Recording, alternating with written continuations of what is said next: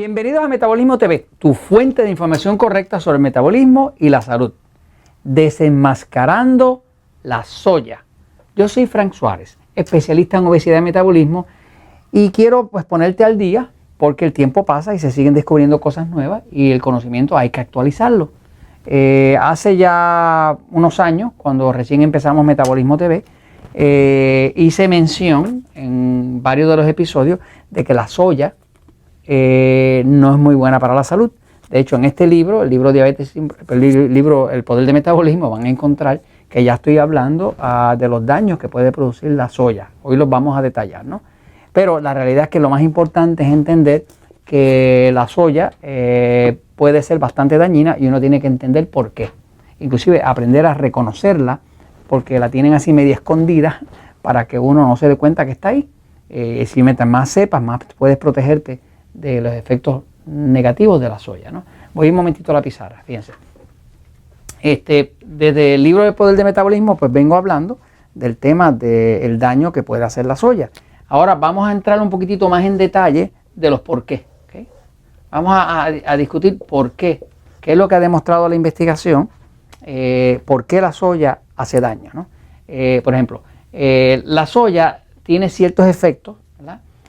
Uno de ellos es que la soya como tal, de la forma en que se procesa, termina con un alto contenido de aluminio. El aluminio es ese metal que también le están echando a las vacunas, que desgraciadamente pues, causa hasta autismo y todo ese tipo de cosas, porque el aluminio realmente no pertenece en el cuerpo humano, ¿no? En partículas supermicroscópicas, como parte de las sales del mar y demás, pues pudiera un poquitito, quizás algo, pero en verdad el aluminio, como está dentro de la soya, que es parte del procesamiento de ese grano que se llama la soya, pues hace bastante daño al cuerpo, sobre todo en el área neurológica, en el de los nervios, ¿no? Así que esto es un daño al sistema nervioso, ¿okay? La soya también contiene altos niveles de lo que llaman nitrosaminas. Las nitrosaminas son sustancias inflamatorias que son carcinógenas, o sea, que provocan cáncer, ¿no? Eso ya se sabe, así que es un área para uno evitar las nitrosaminas, ¿no? Que están muy concentradas dentro de la soya, ¿no? También se descubrió que la vitamina D la bloquea la soya. O sea, la soya tiene una... saben que la vitamina D es anticáncer, que es la vitamina que tomamos del sol, ¿no? Pero la soya tiene un compuesto que bloquea la vitamina D. La razón por la cual cuando usted consume una leche de soya, va a ver que la suplementan con vitamina D. Pues precisamente la ley les obliga al fabricante a suplementar la leche de soya con vitamina D, precisamente porque ya se descubrió que bloquea la absorción. Por lo tanto, para compensar el daño, pues entonces promueven el tema de leche de vitamina de soya con vitamina D añadida. Así que básicamente ya eso lo sabemos. Ahora, lo otro que sabemos es que la soya interfiere con la tiroides, específicamente con este área, con la tiroides, ¿no? La tiroides produce unas hormonas que se llama T4, T3 y demás. La soya tiene un efecto bloqueador y bloquea la función de la hormona de la tiroides. Por ejemplo, una persona que quiera evitar problemas de tiroides o que quiera poder algún día reducir la cantidad de hormonas de tiroides que está tomando, pues debería tratar de evitar la soya, porque la soya bloquea la producción de la tiroides de sus hormonas T4 y T3, ¿no? Y eso ya la literatura así lo refleja. Lo otro es que la soya bloquea la tripsina digestiva. Por ejemplo, aquí está el estómago, ¿verdad? Y por aquí, por el ladito, está el páncreas, ¿no? Donde ahí se produce unas enzimas digestivas, una de ellas se llama tripsina. La tripsina es una que ayuda al cuerpo a digerir las proteínas, pero también resulta que la tripsina es bien anticáncer.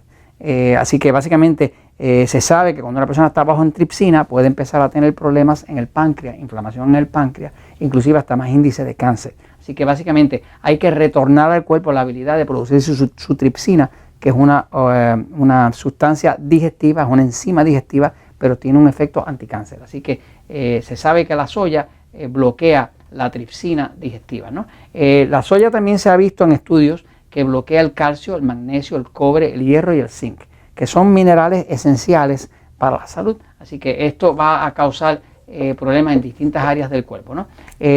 Para colmo, la soya también está bien cargada de lo que llaman fitoestrógenos.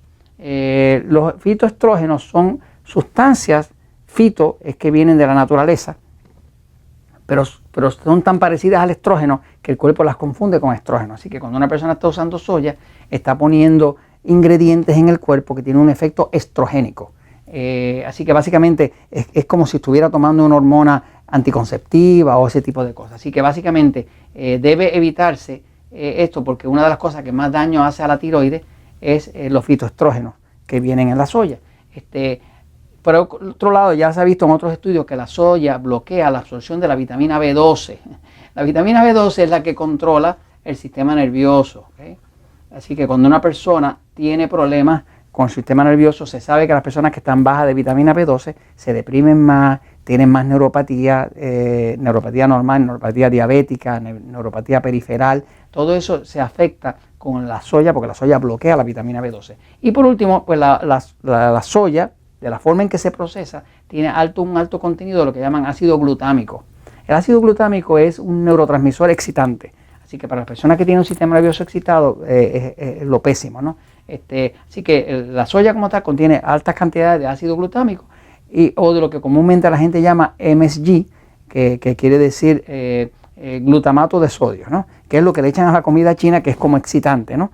Así que hay muchas personas que para poder estar bien tienen que evitar esas sales que se llaman MSG, que es decir glutamato de sodio. Entonces, en fin, por donde quiera que la mires, la soya la tenemos que desenmascarar. ¿Por qué digo desenmascarar? Bueno, porque los fabricantes saben que muchas personas están conscientes de lo de la soya. Por lo tanto, han encontrado formas de meter la soya dentro del alimento sin que usted se dé cuenta. ¿Cómo lo hacen? Pues lo hacen cambiándole el nombre. Por ejemplo, a veces usted va a encontrar que dice Texture Vegetable Protein. ¿Qué quiere decir? Es proteína vegetal texturizada. Eso es soya. Pero le cambiaron el nombre. Ya no menciona soya. Otro dice Hydrolyzed Vegetable Protein, que quiere decir proteína vegetal hidrolizada, que quiere decir que se hizo ya fácil de unir con el agua, ¿no? Eso es soya, pero no dice soya. Otro dice goma vegetal. Eso es soya, pero no dice soya. Y va a haber otro que dice vegetable starch, que quiere decir almidón vegetal. Eso es soya. Entonces, estése pendiente porque muchas veces para producir un embutido, un hot dog, algo de eso, como la carne es más cara, pues entonces lo rellenan con proteína vegetal, que realmente es hecho de la soya. La soya es muy barata porque como se usa técnicas de reproducción y de crianza y de sembrado de genéticamente modificado, pues entonces es súper barata, ¿no? Así que básicamente esté pendiente de la soya porque tiene que protegerse de la soya. Desde el inicio, en el poder del metabolismo, estoy diciendo esto, pero después de ver los estudios, pues veo que efectivamente la soya es muy dañina. Lo mejor que usted puede hacer es evitar la soya. Ahora, eso que acabo de decir no aplica para algunos productos de soya que son fermentados, ¿verdad? Por ejemplo, el tempe es soya fermentada y como es fermentada pierde muchas de estas propiedades y ya se hace mucho más seguro. El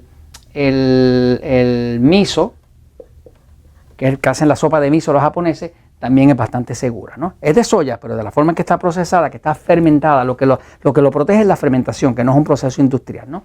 El nito, que es otra forma en que se prepara la soya, también fermentada, también es bastante segura. Y hay, por ejemplo, usted puede encontrar a veces lecitina de soya, va a ser bastante segura porque por la forma en que se prepara está separada de la proteína de la soya, que es donde están todo este tipo de elementos contrarios al cuerpo. Entonces, básicamente, la salsa soya es bastante segura si está fermentada.